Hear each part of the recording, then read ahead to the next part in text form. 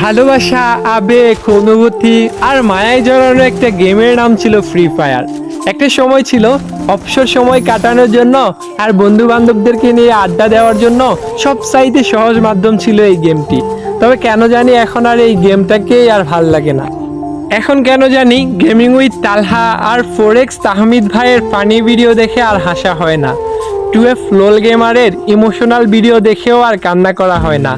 যে আজকে সাব্বির বসটাকে সবাই কপি করতো, এখন বাংলাদেশের ফ্রি ফায়ার খেলোয়াড়রা আজকে সাব্বির বসকে চিনেই না।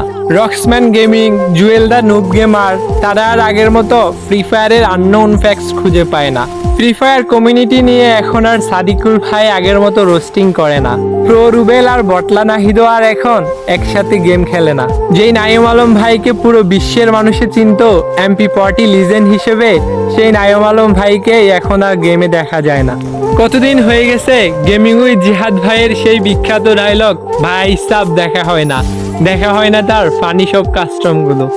যদিও এখনো মিস্টার ত্রিপোলার ভাই, ইসকাব্য ভাই এবং গেমিং উইথ তালহা ভাইরা